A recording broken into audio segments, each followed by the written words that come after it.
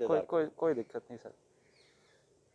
नमस्कार दोस्तों, आप जुड़ चुके हैं कश्मीर टॉक के साथ और मैं हूं अनिल शर्मा। आज हमारे साथ बातचीत करने के लिए अल्ताफ बुखारी जी, अपनी पार्टी के जो वरिष्ठ जो हैं, उनसे बात करेंगे। सबसे पहले हमारा सवाल और सबसे बड़ी जो अभी बात चल रही है गुपकार डिक्लेरेशन को, सर आपकी पार्टी किस तरह का स्टैंड लेती है गुपकार डिक्लेरेशन को लेकर? देखिए, मैं बताऊंगा, जहाँ तक हमारी पार्टी का ताल्लुक है, चूँकि उस वक़्त हमारी पार्टी बनी नहीं थी, ये लास्ट ईयर गुपकार डिक्लेरेशन हुआ। हमारा मानना है 5 अगस्त को हमारी रियासत 2019 को छीनी गई हमसे, और हमारी पार्टी का बनने का मेन एजेंडा वही है कि हम अपनी रियासत वापस लाएँ, हम अपनी ज़मीनों का तहफ़्फ़ुज़ करें, हम अपनी बच्चों के लिए नौकरियों का तहफ़्फ़ुज़ करें। और जहाँ तक 370 और 35A का ताल्लुक है, चूँकि वो सुप्रीम कोर्ट ही वापस कर सकती है, और सुप्रीम कोर्ट में दोहार सब लोगों ने लगाई है।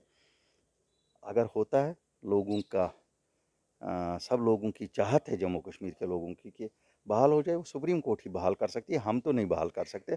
और हम वो चीज़ जो हम खुद नहीं कर सकते वो कहते नहीं हैं।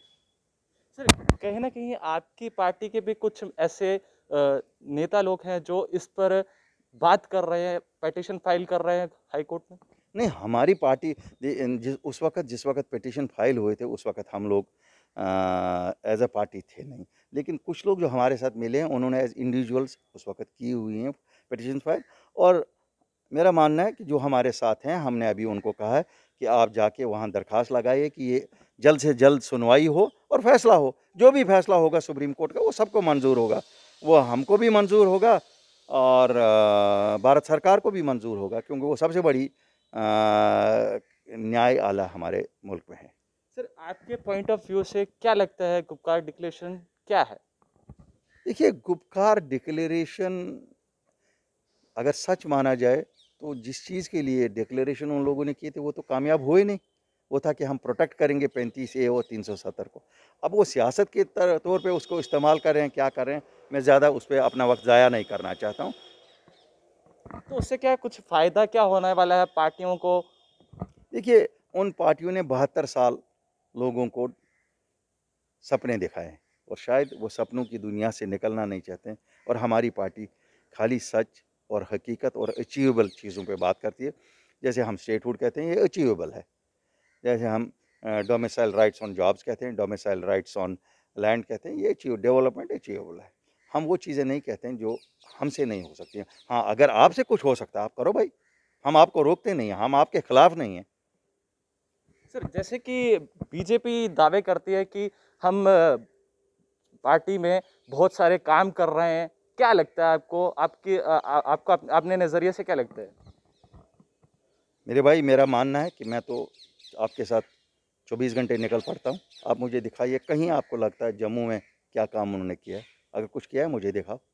क्यों, मुझे तो नहीं दिखा कि उन्होंने क्या कोई यहाँ डेवलपमेंट की पिछले 2 साल में, जब डायरेक्टली यहाँ सेंट्रल गवर्नमेंट का रूल है। कोई, मुझे नहीं लगता है। शायद वो लोगों को धोखा दे रहे हैं, और लोग उनको इस चीज़ की सज़ा देंगे। सर बात करें डिमिलिटेशन की तो 2011 के हिसाब से क्या क्या देखते हैं आप, क्या हो? डिलिमिटेशन में बहुत कुछ नहीं होगा। ये लोग जो बहुत हाइप लगी है, क्या होगा? 7 सीटें बाँटनी हैं। ये सीटें उसी आबादी के तनासब से बढ़ जाएगी। बढ़ोतरी क्या है? आपका 1 लाख लोग वेस्ट पाकिस्तानी रेफ्यूजी है, कुछ 8-10 हज़ार वाल्मीकि और ये हैं, वो ऑलरेडी सेंसस में इंक्लूडेड हैं। उसी तरह से कश्मीर में से 1.5 लाख लोग कश्मीरी पंडित हैं, 1,35,000 जो यहाँ हैं।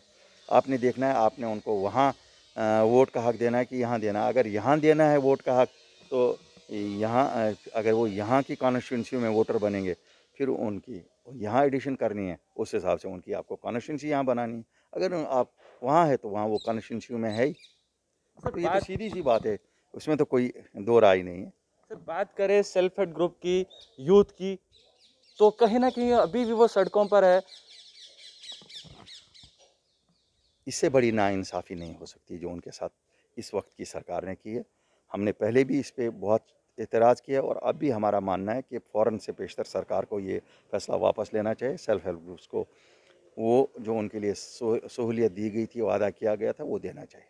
सर बात सेल्फ हेल्प ग्रुप की भी हो रही है, यूथ की भी हो रही है। एसओ जो अपने एसओपीज होते हैं, जो एसपीओज होते हैं, उनको भी कहीं ना कहीं काफ़ी लंबे समय से उनकी चर्चा चल रही है और ना कि उनको भी बहाल किया जा रहा है।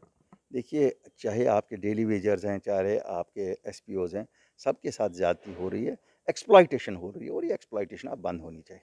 मेरा तो यही मानना है ना कि बीजेपी इन चीज़ों का जवाब दे दे ना, 2 साल से तो वो इक़्तिदार में है। इन लोगों के मसले मसाइल क्यों हैं? इस पे क्यों नहीं अभी तक हो रहा है? सर बात करते हैं 1 लाख नौकरी की, मगर क्या कुछ लगता है आपको ग्राउंड लेवल पर 1 लाख की जगह 10,000 अनाउंस होती हैं, वो भी क्लास 4 की। हमें बहुत जल्दी नौकरियाँ अनाउंस करनी चाहिए और लोगों को अब बहुत हो गया 2 साल से झांसा दिखाते। एक बच आखिरी सवाल। बच्चे बच्चे हमारी बड़ी मुसीबत में हैं, वो परेशान हैं, वैसे ही कोविड ने भी परेशान किया है, इसलिए हमें करना चाहिए।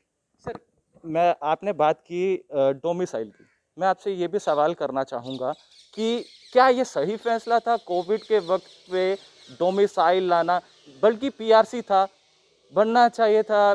ये तो बिल्कुल गलत फैसला है। जिनके पास पीआरसी है उनको डोमिसाइल बनाने की ज़रूरत नहीं होनी चाहिए थी, क्योंकि हमारी पीआरसी सर्टिफिकेट एक सनद है, जिस सनद को हम कभी भी नहीं खोना चाहेंगे। गलत है, नाअक्ली का फैसला है, ये हेजमनी का फैसला है।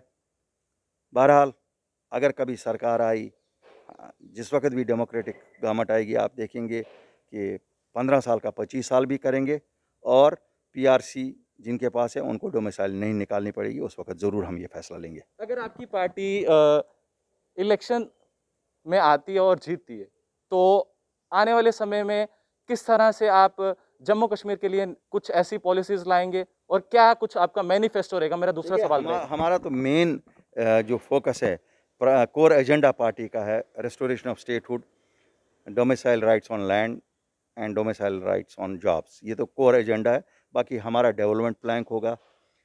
हमारा प्लैंक होगा स्कूल अच्छे हों, रोड्स अच्छे हों, पानी की सुविधाएं पूरी हो, आपका पब्लिक हेल्थ सिस्टम बहुत अच्छा हो, आपका जो अस्पतालों की क्वालिटी हो वो अच्छे हो, आपकी जो ओल्ड एज पेंशन्स है वो सबको मिले, मैंडेज के लिए हो।